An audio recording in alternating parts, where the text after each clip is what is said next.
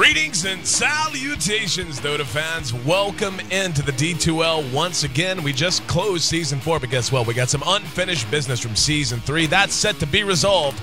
Alliance taking on Fnatic here in our Season 3 third place decider. And I know it's been a little while. It's been delayed. Both teams were working with us. Schedules got packed, so on and so forth. We finally nailed down the day and the time, and very much our pleasure to have you aboard for this. And the storyline, really, both of these teams are going to be at our grand finals for Season 4 as well. So this is a potential preview match, and definitely a match you're not going to want to miss. Taking a look at Alliance. Alliance been up and down a little bit following 6.79. The patch and its introduction has really caused turmoil across the scene, and Alliance, as good as they are, obviously your defending international champions, they're not immune to it. They're led by Lodon, the hard carry position, Bulldog in the offlane, S4 in mid, with Ake as a support jungler, and EGM on hard support. They're up against a team who, well, they've been up and down as well. That's Fnatic. Fnatic, of course, making it all the way to the finals of Dream League and finishing up in second place, coming out of the West here in D2L Season 4. So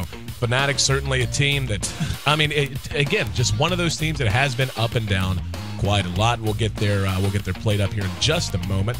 But again, you know, these two teams already heading to our grand finals. And yep, there we go.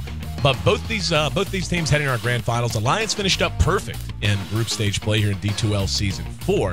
Again, this is the third place decider. But Fnatic, well, they took the long road. They finished in fourth position, fought all the way through our bubble race playoffs to reach the position they eventually wound up in. They're led by Fly on the hard support, with Era on hard carry, Hani in mid, No Tail on support, and Trixie out in the off lane. And when you look at the way these two teams match up, it tends to be very interesting matches. Alliance, very, very much the reputation of dodging fights, the reputation of just trying to outmaneuver and outplay, outthink their opponents, while Fnatic likes to create chaos and thrive within that. And, you know, you're looking at two teams that both have core five-man compositions that have been together for quite a long time.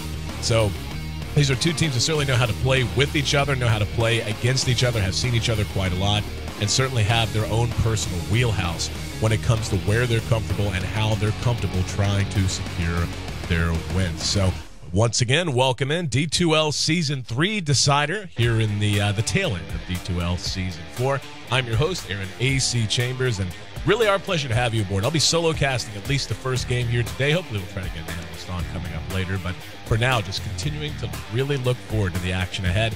A lot of money on the line as well. That's the thing to remember, not just for bragging rights. There is quite a bit of cash separating these two teams in terms of the prize pool that was left over from Season 3. So before we move ahead, though, make sure you check out finals.d2l.gg. This is a nice warm-up. Like I said, both of these teams already on their way to our grand finals. Very likely a match we're going to see take place there coming up January 7th through the 10th at CES. It's going to be a lot of fun. You can certainly tune in here on D2L on Twitch, or you can catch us live if you happen to want to attend the event. Totally free admission, not a problem. You don't even have to pay your way into CES. Just find a way to Caesar's Palace, and we'll take care of you. Going to be a hotel discount offered as well in conjunction with Hera, so doing everything we can to make sure everyone can join us if you're up to the task. But if not, again, catch us here on twitch.tv for the coverage of that, looking ahead to our second week of January. For now, though, Alliance and Fnatic resolving that unfinished business from Season 3. Third place decider on the way. It'll be a best of three. Game 1 just about to get underway. Stick with us. We'll be right back.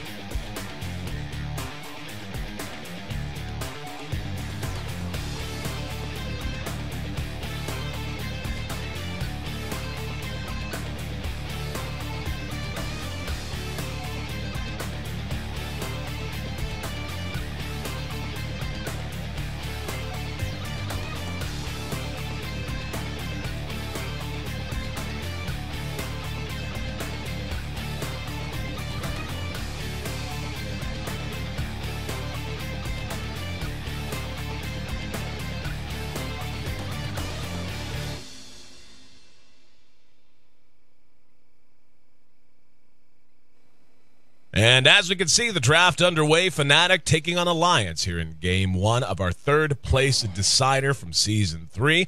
And things looking kind of familiar, at least for Alliance, picking up the Nature's Prophet. They'll have Ake roaming on the Crystal Maiden. Certainly two heroes well within their wheelhouse. Admiral Bulldog, arguably the best Nature's Prophet on the planet right now.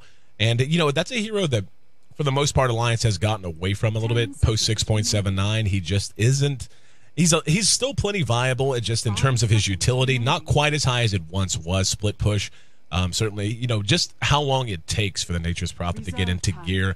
You don't really see the guaranteed Midas Shadow Blade build coming out nearly as much. A lot of times it's kind of back to a utility Nature's Prophet build just to help you transition from the early game into the mid game. And we'll see what Alliance wants to do with that. But that has certainly been a point for both of these two teams, adapting their play styles based on the latest patch, especially whenever they had such consistent and nailed down play styles to begin. On the side of Fnatic, they grabbed the Alchemist and the Visage, two heroes that we've seen them run in a variety of roles. Alchemist can be run as a support. Era does like to farm him quite frequently, and we've even seen Hani take him mid a handful of times. Doesn't look like Alliance thinks that's going to be the case, though, as they did go ahead and ban out the Invoker. So Invoker, one of Hani's signature heroes, so we won't see that come into play today. While Fnatic just taking away strong weapons that they just perceive as strong. I mean, when it comes to, again, post 6.79 Dota, a lot of teams that really just had these signature heroes, these signature sorts of play styles and so on, that's really just been adapted a lot, and Fnatic and Alliance are certainly no different in that case. Visage, though, a hero that gives you a lot of options in terms of how you want to play things out. He's a hero who can fight very early. You can build a split push lineup around him. You can also just build a flat-out pushing lineup, just a full guns forward now. Chen is available. That's worth mentioning on both sides. Fnatic has no tail on Chen fairly, I won't say fairly frequently, but he's been on the hero quite a bit here in the D2L, at least compared to other tournaments. And they tend to have a lot of success. And whenever you talk about Visage, once he hits level 6, being able to get his familiars out, Alchemist with an acid spray kind of a build makes it very hard for an enemy to defend their own tier 1s and tier 2s without overcommitting to the defense, or at least putting themselves in a situation where as soon as the acid goes down, they have to decide to either back off or engage out immediately. And Fnatic will go ahead and add more push to their lineup, grabbing the Enigma. Enigma, another hero. We've seen them... Well, the last time we saw Fly on Enigma, let's just be honest, it wasn't too hot. Fly, I want to say that was in our bubble race, and it was in one of the final series we played, or that we saw played.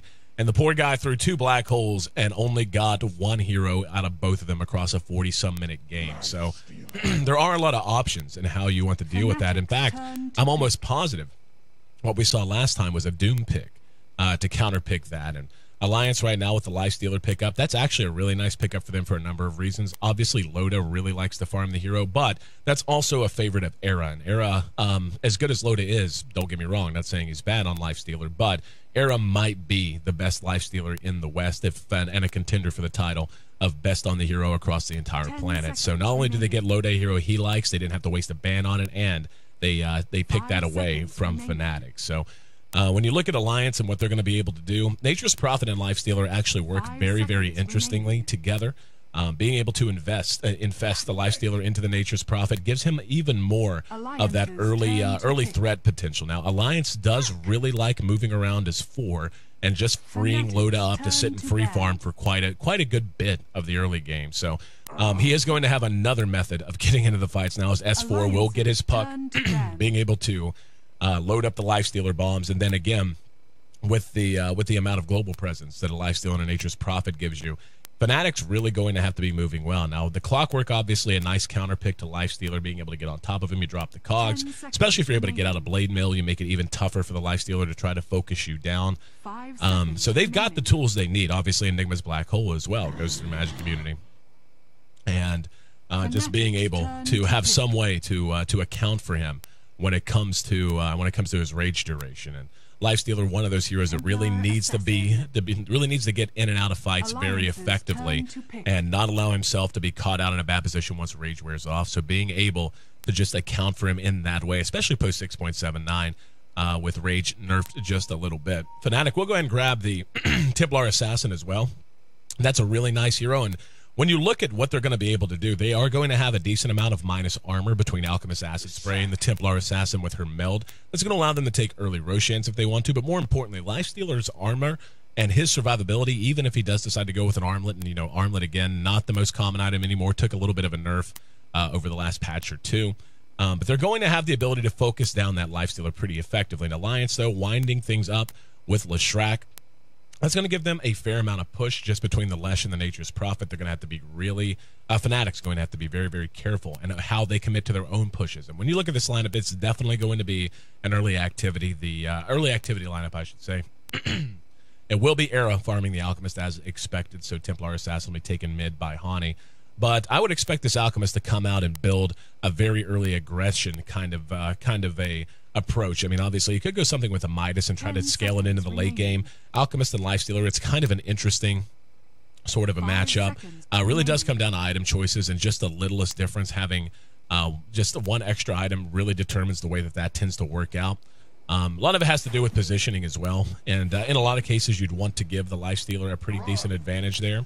But again, with Fnatic having the minus armor, having the tools to account for the Lifestealer to make sure that he can't get the job done while he's raged, between the Clockwork and the Enigma in particular, it's going to be a tough matchup for Alliance as the game goes later. So it's very possible we could see Era go with a very farm-oriented approach. But at the same time, I think a BKB kind of an approach, just a phase BKB, phase Shadowblade, even if he wants to go in that direction, they're going to be able to take the fight to Alliance pretty effectively, especially, again, with Nature's Prophet being the way he is. Now, this is Admiral Bulldog's Nature's Prophet, so certainly nothing to sleep on or to underestimate. However, he is going to take a little bit of time to get up and going. You know, a Nature's Prophet for the first 20 is so reliant on his teammates creating opportunities across the map, which he can then join into, which he can then be a part of as a +1, at least until he gets up whatever early item build he wants to go. Does he want to go Midas Shadowblade, the old school kind of a build? Does he want to go pure utility with something like a mechanism, straight to a Scythe of Ice, that kind of an approach?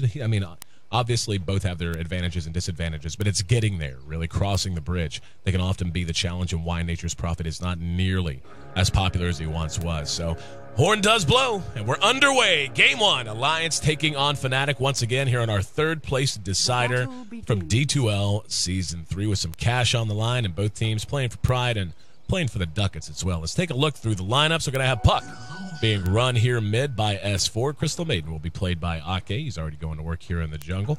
Bottom lane will be handled by Loda and EGM. They're on the Lifestealer and Leshrac respectively. And once again, Nature's Prophet going to be taken to the off lane by Admiral Bulldog, and we'll certainly be watching him, especially in the situation he's going to be in with No Tail up here protecting Era. And that's going to be, you know, he should be able to get some experience, but he's going to have to be very, very careful. This is where Admiral Bulldog shines the most, though. He tends to play very, very safe, doesn't make a lot of mistakes in these situations, and just flat out grinds himself to success in practice. So he just knows most of the matchups you can possibly imagine.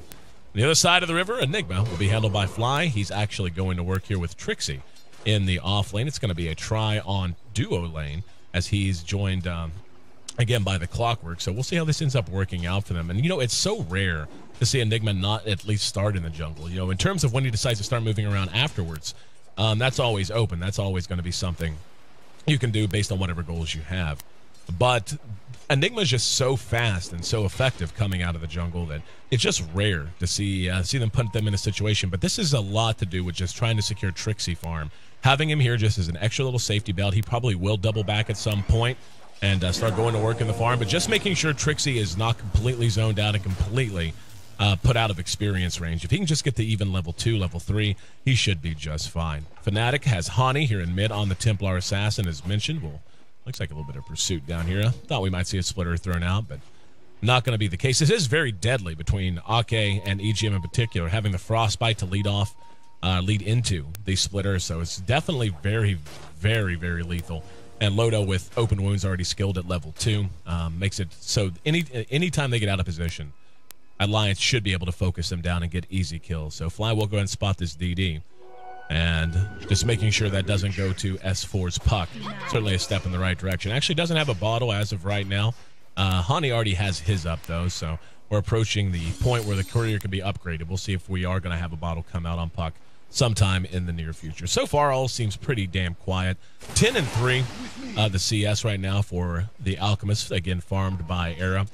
Loda's right there with him, though, at 10-6, slightly better in the denies department. And mid, pretty even as well, 7-6, at least for the moment, as we see No Tail taking a little bit of harassment here from the Nature's Prophet. But, yeah, right now, very, very even first 3 minutes as we, once again, flash to mid.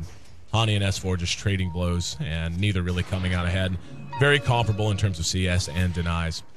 The support play pretty much in that department as well. We do see level 3 for Ake's Crystal Maiden, so he's going to be able to start moving around quite a lot. That's going to up the aggressive potential of Alliance, and it helps so much for heroes like Leshrac just to have that 1 point into the aura. Even if that's all you do, though, it is becoming more and more popular to go ahead and roll a 1-1-3 kind of a build, especially when you have lineups like this that do want to fight early, that do want to be active, just allowing them to stay on the map and continue to do whatever they can.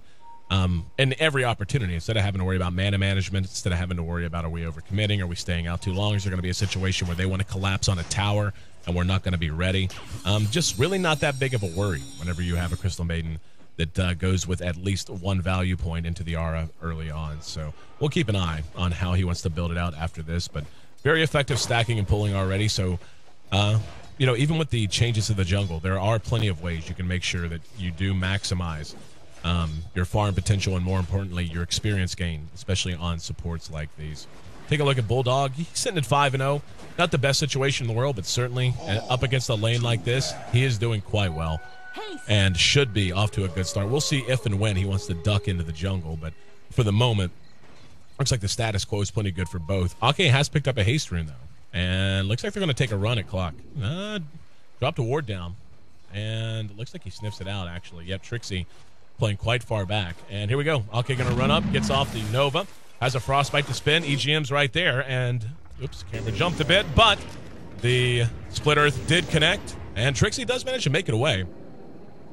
So a quick pause will interrupt that, and I do believe the mouse sensitivity is actually up a little high. Yep, it was.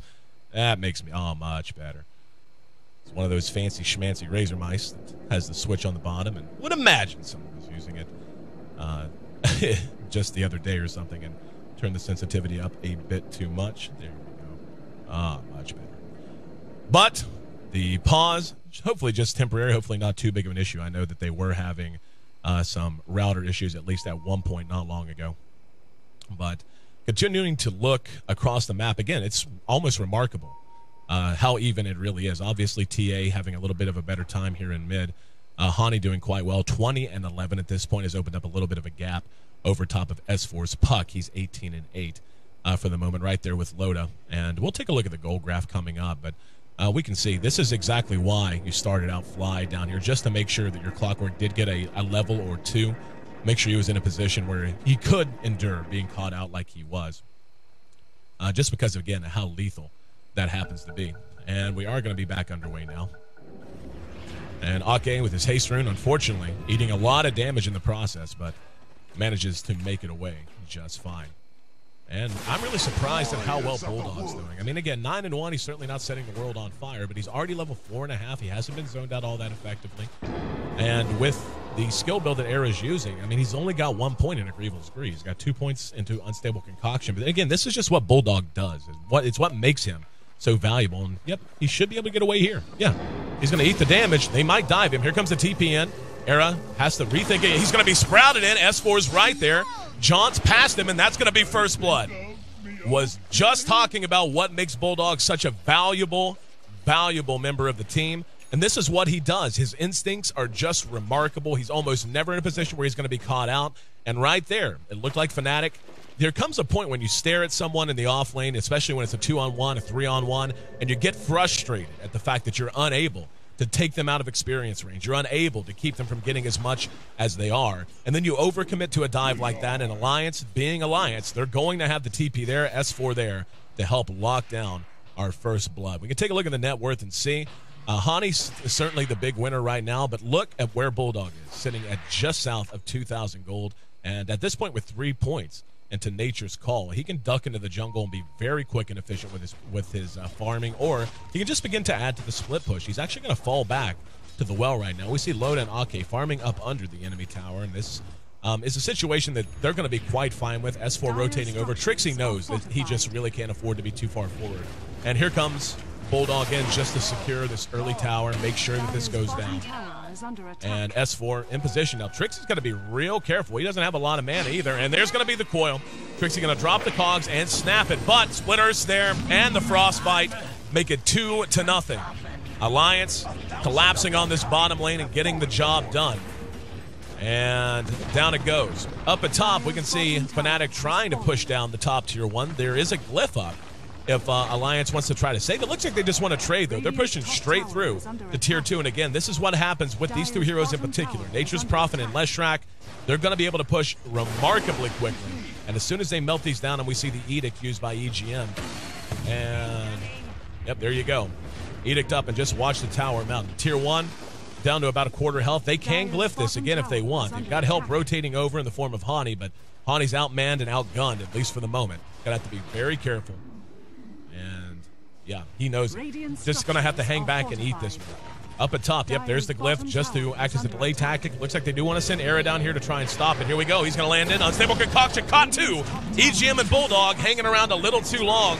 And now the big reaction out of Fnatic. Loda was there, but unable to really contribute much. Forced to just run away. Trixie not level 6 yet. Not going to have a hook to catch up with him. Now Loda's Rage will be off cooldown momentarily. He has Infest if he can find something to get into. He's going to be cogged in and tried to Rage just to get a little healing done with Feast and Open Wounds, but not going to work. So Fnatic ends up with a bad trade in terms of towers, but they do finally find their way onto the board. 2-2 as we roll past 8 minutes now. Following the skirmishes and the towers, we can see about 1,000 gold lead owned by Alliance right now, which is about where you would expect it, honestly. I mean, you're looking at a 2-2 score, dead even in terms of kills. First blood advantage did go to Alliance, but really just one tower ahead. The experience literally on the 0 line. So early on, a lot of action, a lot of movement, but no deciding advantage, at least for now. Now, Loda is not going to be getting a Midas. Very important to note, or if he is, he's certainly not getting him right now. Looks like he's going phase drums, and now we're going to have Trixie sprouted in by Bulldog, and now using the Treants to block him in. Great gank attempt, and very successful as Loda and Bulldog add another to Alliance's tally. And S4 is going to have to be more active. He's level 8 already, and they actually went Treads with a Null Talisman. So, you know, again, not the biggest surprise in the world, but he's going to have to get a Blink Dagger up as quickly as he possibly can. They have to have a lot of activity on him. We haven't seen or heard a lot out of Fly. We can see for an Enigma to be just level 5.5 in 9 minutes, that's actually remarkably slow compared to what you're usually going to see. So he's got his Soul Ring up, and with about 1,000 gold in the bank, he has the option up. Hang on, Hani. Caught out here in mid, hit with the coil. Now the counter gank coming out of Fnatic. S4, that hurts Alliance so much. They really can't afford to have Puck and his mobility, his survivability slowed down that much at this point. They're just going to need him and need a lot out of him looking forward. And yeah, he's nowhere near a Blink Dagger. He's got 100. He barely has enough for a TP score right now. But Fnatic giving as good as they're getting. And really, I feel like the way that the fact that things are going even right now, especially whenever you take a look at the CS, you can see Era sitting at 42. That's right with Loda, but it does have the 1 point in Agreeable's Greed. Not the biggest difference maker in the world, but it's certainly a little bit of an advantage. Fnatic's going to have a nice window of execution that they're going to have a chance to crawl through. Alliance, again, trying to get Loda in position to fight as quickly as they can. He will be going again with a phased drum spell, maybe follow up with an SNY. We'll have to wait and see. But given the tools Fnatic has to account for him, how hard it's going to be for him to fight into these heroes, the armor reduction, again, going to be a big factor. And that's actually, we can see, that's what Era is maxing. He's got 3 points into Acid Spray, which, again, helps with their push potential. It helps them deal with heroes like Lifestealer in particular. Makes it very difficult for Alliance to set their heels and fight, even after a good coil out of Puck. And I really like the way that they're approaching this. I mean, again, it's pretty even game. But for the most part, I feel like Fnatic is certainly at an advantage right now based on nothing but composition and based on the fact that Alliance has a few things going wrong for them, namely, again, S4. Even though he's, got his treads up, got his Null Talisman up, he's not in horrible shape, but they really want that Blink as quickly as possible, and him dying a couple of times has really, really hurt them. And, yeah, it's only one time, actually. But nonetheless, continuing to go toe-to-toe here in mid. You can see Alliance beginning to converge here on mid, or actually Fnatic beginning to converge on the Roche pit. And this is, I mentioned this during the draft. This is up. It's going to be spotted by Bulldog Strian. So going to be very chancy. They're going to go for it anyway. With the armor reduction from Meld, from Acid Spray, and having Enigma with the Eidolons to tank, this is something they're going to be able to do continuously throughout the game if Alliance snaps even a little. And they're going to end up waiting around a little too long here. Yep, they're actually not even going to challenge it. Yep, they're just going to back off. So that's a free Roshan going to Fnatic. There's a coil, going to catch two. Refraction pop by Hani, and here comes the Clockwork attempt, but the hook off the mark. There's going to be a sprout on no-tail. Black Hole going to catch Loda. We're going to see Alchemist actually suiciding there as he ate the unstable concoction on himself. Flies in trouble on the high ground. In the meantime, Ake being pursued out and caught out as Hani lands the meld along with no-tail. And S4 now trying to chase him down. He's trying to get the kill on no-tail. There's EGM with the Diabolic Edict for a little extra follow-up damage. Now, Edict just chews through Refraction, and we can see Trixie and Hani continue to pursue this out. They got to be careful, though. S4 is going to double back. One good meld secures that kill, though, and a triple kill currently for Hani. And S4 not going to survive long enough to jaunt. 7-6 following that engagement. And Fnatic taking control and really doing what they need to do, in particular with Hani. Now, I love what Hani's doing here. He's going straight for a BKB approach. Led off with the phase boots, obviously, but this is what Templar Assassin does. It's what she wants to do. She wants to fight as much as possible. She wants to have an early Aegis in this particular case. And I don't think we're going to see Fnatic take their foot off the gas anytime soon. They may set back and reset a little bit. Era is actually going to be getting a Midas as well. And speaking of Midas, we already saw the first one come out on Admiral Bulldog. So the drums are done on Loda, but we saw right there exactly why this team composition from Fnatic is so tough for a Lifestealer to cope with. We actually saw next to nothing come out of the Clockwork there. Trixie's hook was off. But just the threat of it changes the way that Loda wants to engage in these fights. And, of course, the Black Hole that we saw used to very good effect by Fly makes it very difficult for him to come into fights and feel at all confident that he's going to have the chance to get out once Rage is off cooldown, or on cooldown, I should say. So, 13 and a half minutes in, Era completes his own Midas now. Both teams keeping their options open in terms of taking this game late. But there's just so much aggressive potential on both sides that it's hard. This is one of those games that could go late. We could have a just farm fest like crazy, or the more likely option, I think, that one way or the other this game will be decided in the next 15 to 20 minutes. You see the Tier 1 in mid being traded for the Tier 1 at top. S4 doing what he can to try and ward them off. Glyph used here on the Tier 1 mid. But the push power, again, out of this composition from Fnatic is so powerful. They're going to be able to take any tower very quickly. So they're going to be needing a lot out of Bulldog. Again, Bulldog going with the Midas approach following the Bassi and the phase. He does have 2,000 gold tucked away, so might be thinking something along the lines of a Shadow Blade.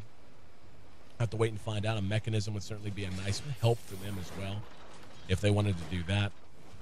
Yeah, doesn't look like Mech certainly not being built by anyone else elsewhere. Top tower has been denied. And No-Tail actually does manage to get the deny up here at top. And, and they do end up losing the mid-tier 1. But a lot of movement right now, and both teams just taking what advantages they can. I'm actually surprised Fnatic's not being a little bit more proactive in seeking out fights. EGM just going to go ahead and TP away. No stun for No-Tail, and Trixie not going to shoot the hook blind. Loda will go ahead and back off. But taking a look at where the items are, it will be a mech BKB on Fly, and he's actually made some pretty damn good progress. I mean, already having the mech up, just has brown boots, but that's all right. But the sooner you get up that BKB, that's really going to be when they look to execute and try to close this game out for good. Whenever they have that magic immunity on him, hopefully by then Era's farm will have kicked in off of that Midas. We can see him putting to use already. Already has 1,300 gold. Early medallion on No-Tail, so even more armor reduction to help cope with the Lifestealer in particular. Roshan, again, is just going to be something that Alliance is omnipresent, or omnicognizant of. They cannot slip in terms of their positioning when there's any potential for Roche to be up, or this composition of Fnatic will just be able to melt it immediately. Good piece of news for them, though. They do have the Blink Dagger up on S4 now. S4's done okay, but has certainly struggled more than he would like. He's sitting at 2-2 right now. In terms of net worth, he's right around the middle of the pack. But they really just have to get a lot more mileage out of what that puck brings to this lineup. Basically, what's happening and what's going to be the threat of happening is Alliance can allow themselves to be engaged into, again, with so many tools to help cope with Lifestealer and his potency at this stage of the game. If Fnatic's able to set the terms for these fights, they should win. We've been seeing that play itself out. Alliance has been able to keep the kill score close, just through good movement and little payback kills and so on and so forth. But they really need they're really going to need S4 to be the tone setter. He's going to have to be the one who plants his flag and decides when and where they fight. And until then, they just need to dodge and make sure they stay very safe. We can see Fnatic's looking for a fight now, moving out with a double damage rune already up on Trixie. Dire's top tower is And under attack. they are going to have a chance to catch out at least one. Loda might be baiting a little bit here. He's going to be spotted. Yep. They're going to go ahead and pull back. He's going to rage and TP. Nope, that looks like they don't want to fight. And just forcing Fnatic to waste the smoke. Certainly not a waste of time for them. The way Loda was dancing around, looks like they might have wanted to try to catch someone in a fight, but not the case, as they realized it was a mass gank. And that if they try to take a fight right there, they probably were going to be on the losing end of things. We can see that Fnatic has gained a slight gold lead. Certainly nothing to write home about, but not too bad either. So it's 750. But again, a lot of that just little things. Hell, that's basically the difference in Roshan at this point. Experience very, very close to dead even as well. So it's reaching that point where with the Templar Assassin, especially the way Hani has decided to build her with the phase BKB, this is really when she needs to be busy. This is really when she needs to be getting a lot accomplished. And she does fall off quite a bit as you come down the line. She's just not a late game carry. I mean, she can take a game over. She can get so far ahead that it feels hopeless to even try to engage her. But S4 going to get the coil on too. This is a big turnaround as Era and No-Tail caught out playing greedy. Trixie's going to engage, but he's going to be immediately sprouted. That was a little bit of wishful thinking there, Trixie. I guess thought that his cogs were a lot scarier than they were, just hoping that Alliance wouldn't just beat his face in after he hooked in. And now Hani silenced, but no follow-up, as no one else from Alliance cared to follow it up. They are going to take this stack from Fnatic, though. So being able to get two very high-profile kills, being able to slow down the farm of Era, being able to take that stack, this is very, very nice for Alliance.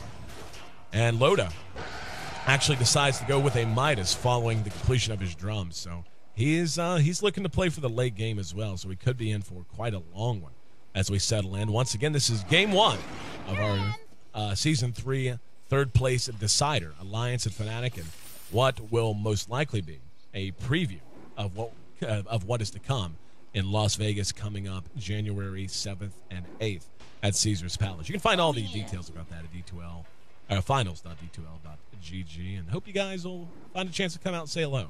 It's a totally free event, absolutely no charge, and would love to have you there in the Kingston Ballroom at Caesars. So looking at the way the lineups are continuing, the inventories are continuing to fill out. About 1,400 gold up on S4, certainly Scythe of Ice most likely going to be the choice he wants more than anything else. Visage picked up a Ring of Health. We'll see what he wants to do with that. But Era's actually going with a tankish build right now. Has the bit booster up following his Midas. Has been slowed down quite a lot. In fact, for him to have had free farm and to, he got one early point in Grievel's Greed, opting instead the max acid spray. And we've seen how effective that is. But he's actually sitting right smack in the middle in terms of net worth. He's not even worth as much as the puck is at this point. And Loda's certainly not hugely ahead, but 1,000 gold at this stage of the game, the difference in carries, that tends to compound itself the more time that goes by. And with both heroes opting for a Midas, one would imagine we're going to see quite a few minutes go by as we now reach minute 20 and the conclusion of the early game, moving now into the mid game. S4 locked and loaded, has a passenger, and is going to go head hunting. Hani did not get spotted there. If he had, would have been very bad news. Alliance really feeling aggressive now. There's S4 trying to jump on Era. Will be able to jaunt, and there's Bulldog. Silence out. Trixie's going to re-engage, though. Gets down the cogs, but the coil's there. That's the death of the Alchemist, and Trixie now cleans up on the back of it as well. Hani pops his BKB, wants to re-engage on the EGM. Visage Familiars get the stun, and that's an unfortunate pause if ever I've seen one. That would explain a little bit. Bulldog. Given pretty solid advice. All right, run from Enigma. Yes, avoid the Enigma. Fly has been having router issues, so he's back, and we're back underway as EGM cleans up on the back of that fight. There's going to be the open wounds on the No-Tail. No-Tail already beaten down, but Loda eating the stun, and a great two-man black hole catches Loda. Can they clean him up? The damage just isn't there, though.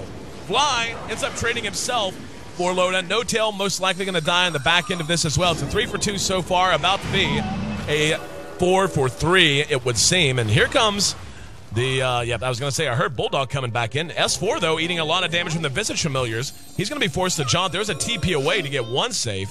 And S4 showing off the blink should be able to make it back as well. So Alliance coming out fairly big winners on the back of that fight, making 13-9 now. Alliance squarely in the lead. You take a look at the map control as well. They're actually 1 tower ahead now. So just being able to shut Era down as efficiently as they have, and looks like he will be going for an Assault Cuirass, just getting the casual Vit booster just to tank up, recognizing what I've kind of been talking about all game, where Alliance is fairly reliant on burst and abilities. I mean, they just don't have a lot of sustained damage other than Loda, and he actually is looking to go with a armlet. So again, not the rarest thing anymore, just not nearly as popular as it once was. But picking up the armlet, S4 once again loaded up. Down goes the Sentry. And we'll see if he wants to engage, recognizing the whole team's here. Roche down to about half health. If they want to go in, they're going to have to do it soon. We're going to see Bulldog coming in on the high side of the fight. Here come the Treants. Roche, there we go. There's going to be a coil on the back of this BKB going to be popped. And Roche still up, but Fly with no black hole to contribute. He's only right-clicking. Loda actually will be cleaned up on the back of the fight, though. Bulldog and S4 maintain the high ground. Well shot Split Earth catches Hani, but the refraction up to get him back into fighting shape, and EGM in trouble, caught by the Visage Familiars. Era's going to go ahead and chase this all the way back. And EGM doing what damage he can. Hit a nice Split Earth, but as much sustained magic damage as he has, just not enough. And Hani and S4 continuing to go one-on-one. Bulldog's on the high ground, but with Alliance trading 3 for 1 there, Roche will be picked up, or will be dropped, and the Aegis picked up by the Alchemist. And it looks like, Fnatic's not willing to let it go quite yet. Pursuing Alliance out as S4 continuing to hang around quite a while. Needs to be careful. And really quite remarkable how well Fnatic did in that fight. Coming out of the Roche pit, they didn't have a black hole from Fly. And Alliance was just a little too spread out. Bulldog got spotted out on the high ground much earlier than he would have liked to. I mean, he sprouted the Treants and began to walk them down, but he was engaged on and stunned out, so he contributed very little. And that's so tough for a Prophet, especially with the build the Bulldogs opted to go with.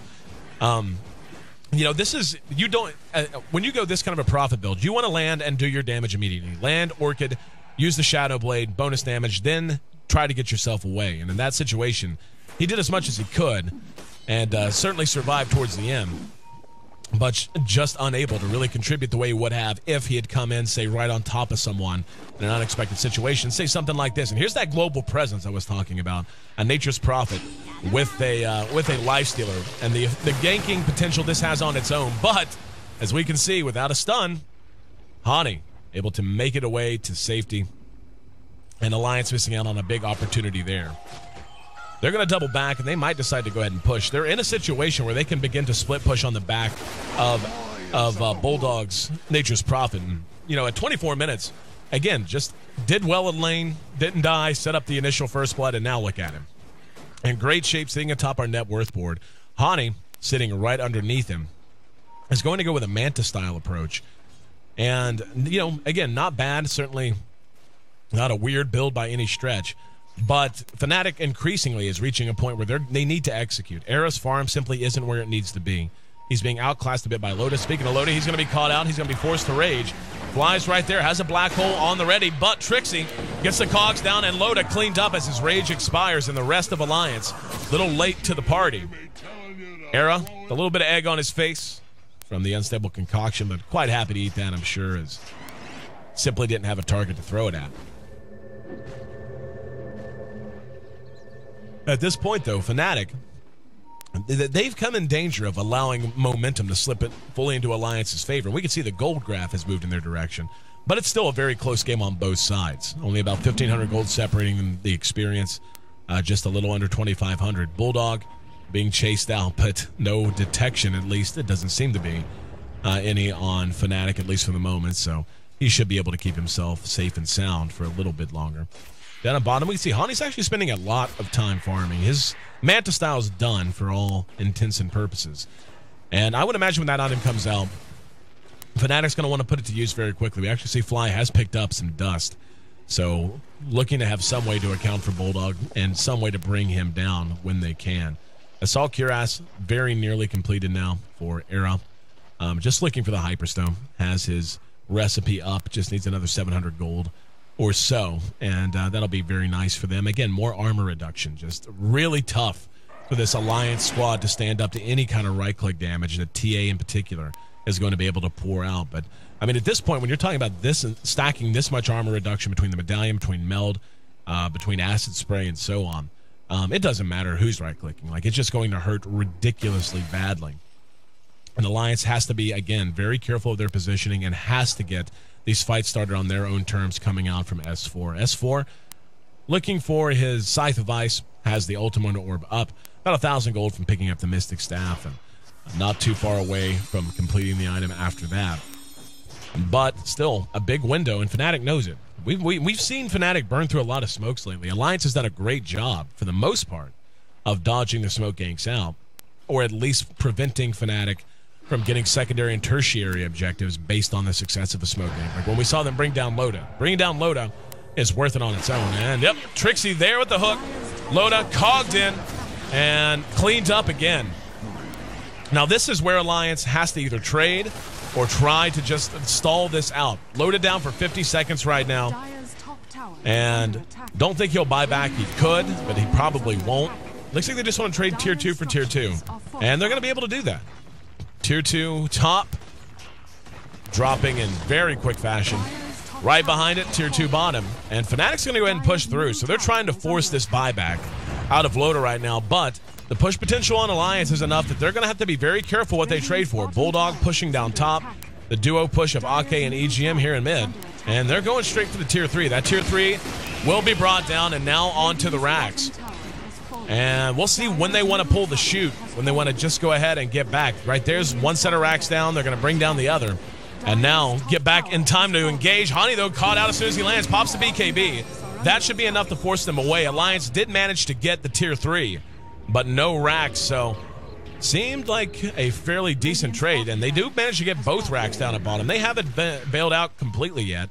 In the meantime, down at bottom, we can actually see, yep, there's a buyback from Trixie. Up. Now we're going to have the coil go down right in the shadow of these racks. Bulldog snaps the Bulldog and EGM pulling back. Fly still has his black hole. Thought he would shoot it there, but Bulldog, despite being dusted up, they're going to grab him again. And nope, unable to get off any kind of a stun. And EGM likely to die here as the Visage Familiars are there. Pops the Ghost Scepter to keep himself alive, but not going to last forever. So a fairly decent trade that time. Going the way of Fnatic. They do lose their tier 3, but in exchange, they end up getting a tier 2 bottom, and more importantly, this bottom set of racks. Alliance did manage to bring down the outer tier tower in mid, so no outer tier towers remaining for them. So map control a little bit in favor of Alliance, but again, just having this bottom lane perpetually pushed in, got to make things hard, as one would imagine. Bulldog has decided to transition straight to right click now, as he completes in one shot.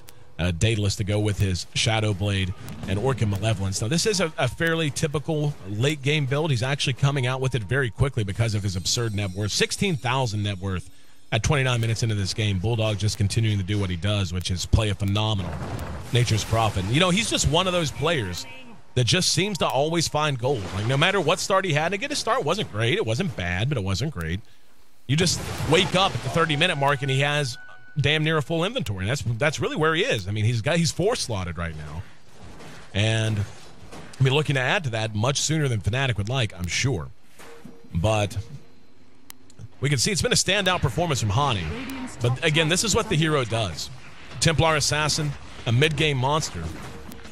And right now, a big part of Fnatic's success, sitting at 7-0-4. After that, it's remarkably a grab bag, though. We can see the split push is beginning to come into effect.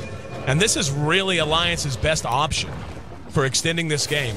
And EGM, Ghost Scepter's just as the Unstable Concoction hits, but really not going to matter, as he hung around way too long and ends up paying the price for it and giving Hani a monster kill in the process. S4 poking his nose around the Roche pit. Roche will be back up in just a moment. We'll see what duration Roshan it will be.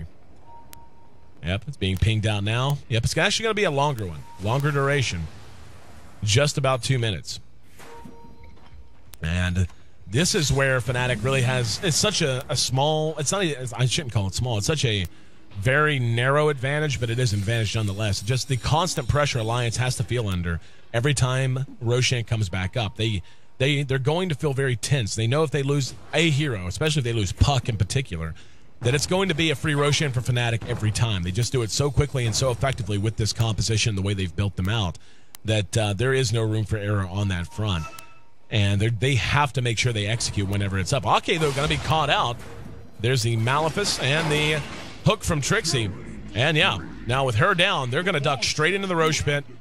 And there's going to be very little that Alliance can do other than buy back. And, you know, this is one of those unfortunate situations. Alliance has no idea if the Roshan is up right now. They've been zoned out so far by Fnatic. They had S4 checked just as Roche was about to technically be able to respawn. But they still have to play as if he is up and as if it's a truly urgent thing. So that buyback hurting EGM quite a bit. Take a look at the rest of the items. EGM has picked up a Sange. Wouldn't imagine that would be on the way to a halberd. It's a very nice way to deal with Hani's TA. Also tank him up in the process. Loda already has a halberd of his own, though. Picking that up following his armlet, has another 1,100 gold or so in the bank at the moment. And taking a look at Hani, who, again, has really been our master of ceremonies here in Game 1. Adds boots of travel to go with his Manta, FaZe, and BKB. And Bulldog, yep, I was going to say, but he's locked and loaded, and sure enough, he is. Chasing down Era, and really good instincts there not to engage. We heard the ping, we saw the ping, he knew it was coming. And Fnatic now looking to move out and counter. Ganked him as S4, eats the side trap, he's slow, but he is puck, so would have been able to escape if he really, really wanted to, instead just not feeling the urgency. In the meantime, we're just going to see Bulldog take Loda to bottom lane and look to go to work, split pushing this in. And again, this is their best option to extend this game and just to try to give themselves a chance to win. Just any time you see Fnatic commit, they don't have to overcommit. Just if they commit somewhere, go and try to punish them for it. Go and punish the fact that they are giving up map control to be so aggressive. Bulldog going to spot out Trixie, and out comes Loda. 4 staff on Trixie, not enough to get him to safety. Flies there, though, with a black hole. Got them both. Bulldog cleaned up. Loda right behind it. There's an immediate buyback, though, out of Admiral Bulldog. But that's really not going to do a whole lot. I mean, we see he was able to hook up with S4 at top, and they did end up bringing down a set of racks. Scythe of Ice shown off as a new purchase. No Tails right there with him. And Bulldog hanging right beside him. Here comes Era, ready to engage. EGM just going to man mode right into Fnatic. There's a 2-man coil, but nothing to follow it up. S4 still has a little time left on this DD, and No Tail playing right up in his mouth about it and forcing the jaunt away. And Hani, yeah, he's going to go ahead and pursue him out. But the melee rack's still standing at top. However, they did manage to get the range racks, which is certainly a step in the right direction if you happen to be an Alliance fan. 17-21. We've got 38 kills in a 34-minute game, and it was a very quiet game early on. We only had 2-3 kills, maybe 4, at like 10 minutes in. And now, back up to par. Roshan has respawned. Alliance is aware, and we're going to see Hani bring down the Treant and immediately go to work. The familiars are there, and the acid spray along with meld. Again, the armor reduction on Roshan so considerable. Yeah, negative 15 right now between these heroes. And S4 going to spot this out with the illusory orb. Doesn't matter. Oh, he's going to try to snatch it. And, yep, looks like, yeah, TA manages to get it. And that's an official godlike streak for Hani. Beyond godlike at this point, sitting at 10-0. So S4 trying to do what he can, but now he may have just boned his team, because does he have buyback? He does, and he might have to spend it. There's been a lot of gold spent right now by Alliance in terms of buybacks. And we can see they maintain a gold lead. But Loda just really has not felt very effective on the Lifestealer as a whole. Again, he has the tools. He has the halberd in particular. But right now, Fnatic is just kind of outmaneuvering Alliance. There's no other way to say it. Bulldog has played remarkably well.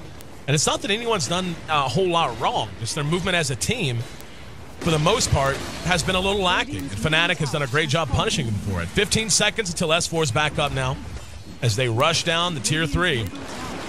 And we can see Loda and Bulldog coming to the defense. There's Trixie going to land a hook onto EGM. They bring down the Tier 3. Hani's right there to follow it up. Era going toe-to-toe with Loda. There's the Sprout to lock him in, but Loda has to get out of the fight. EGM still not safe. There's a 2-man coil, but BKB's already up on Hani. And the freezing field from Ake immediately canceled. The damage output from the familiars alone just too high. They're brought down, but Loda's rage on cooldown, and he ends up dropping and being forced to buy back. That's going to make this an all-in defense. They can't afford to lose this set of racks after those buybacks. They just can't. They're chasing down Hani, and they are going to be able to pop his Aegis, but I don't think Hani minds. he's basically just freed up time to bring down yet another set of racks. And he's back up, ready to fight. Scythe of Ice was used. But Loda doing what damage he can. Still just can't hang in these fights. EGM caught one more time. Era there to chop him down. Ghost Scepter delays it, though. He should be able to scramble for the well. Soul Assumption continues to do good damage. That long-range artillery fire from No Tail really going to work. Now Loda engaging on the Hani. Refraction buys time, but again, every time he engages, they just have, oh, nice! With the Unstable Concoction, stunning 2 right outside of the well. And speaking of well, they have begun well diving at this point. Would not surprise me to see a GG come out in very short fashion. And Loda, yeah, just he may die in his own well. Very nice split earth coming out of EGM, though. Might have saved him. Black hole right there, though. That's a 3-man hole. And 3 gonna drop because of it. 5 are down, and game 1 goes to Fnatic. GG called. And what was for a while. I mean, look how close this game was across the board. Never more than a 2,500 gold lead for either side, and barely that even in most cases. The experience, never more than 5,000 in favor of anyone, and for the most part, again, much closer than that. But Fnatic, again, they have this team composition, and I talked about it during the draft, where they were going to have this window of opportunity that they could execute through, and they just had a team that was so good at punishing any mistake that was going to be made, in particular, with Roshan's in particular, with being able to just melt down Lifestealer, even though he was raged. Just so much minus armor between the Alchemist, between Templar Assassin's Meld, just so many ways to account for him. And Fly's Enigma play, even though he finished this at 0-3 and 16, he didn't throw that many holes, but when he did, they tended to count. And that's really what you want out of an Enigma, more so than anything else. Taking a look at Alliance, we can see Loda struggling quite mightily, finishing up 3-9 and 5 with only a 448 GPM. Era, who granted did not go with a Greevil's Greed build, instead opting to max Acid Spray and then Unstable Concoction after 1 or 2 points into it. Still finished at a decent 6-4 and 10, 549 his GPM. But really, of course, the standout is Hani on Templar Assassin. And you know, TA is a hero who's built to do this, a snowball hero who's built to take over early and mid games. Right around 35-40 minutes is when you usually expect to start seeing her fall off, but he just performed so consistently, got so far ahead in levels. I mean, finishing 4 levels ahead of the enemy carry and 2 levels ahead of the highest hero on the enemy team, being Bulldog on Nature's Prophet. 3 and 2 for him. I mean, he finished with a pretty damn full inventory, but again, Fnatic was just so good at taking fights on their own terms and in situations they knew benefited them that we really didn't even see the profit bid come into fruition, and nearly as much as we would have expected, based on how good of a game Bulldog had across the board. 37 minutes, 22 seconds, the official game time, 18-28. The final kill score, and game 1 of our 3rd place decider, rounding up the last bit of unfinished business from Season 3, and Fnatic leads this series 1-0 as we now look ahead to Game 2. I'm your host here at AC Chambers. Hope you guys are enjoying the show. Welcome in once again. We finished up all of our D2L Season 4 play, or at least our regular Season 4 play, just a couple weeks ago. And getting close to Christmas, hopefully everyone's got their, you know, if you're a Christmas kind of person, got your Christmas tree up, you know, your menorah, if you're Jewish, or whatever. Just, I love the holidays, so hopefully you guys are enjoying it too. And really glad we get to do this series and finally get this out of the way. Something the fans have been anticipating for a long time. I finally found a way to make the schedule work. And again, it's a really cool preview for us as well, looking ahead to our grand finals, because very good chance these two teams are going to end up meeting at the grand finals, either in the upper or the lower bracket at some point. So right now, Fnatic just 1 game away from finishing officially in 3rd place, and Alliance looking to, well, they want to knot it up. They want to give us a full day of Dota action here in this best of 3. We'll find out which team's up to the task coming up next here on the HyperX D2L. Stick with us. We'll be right back.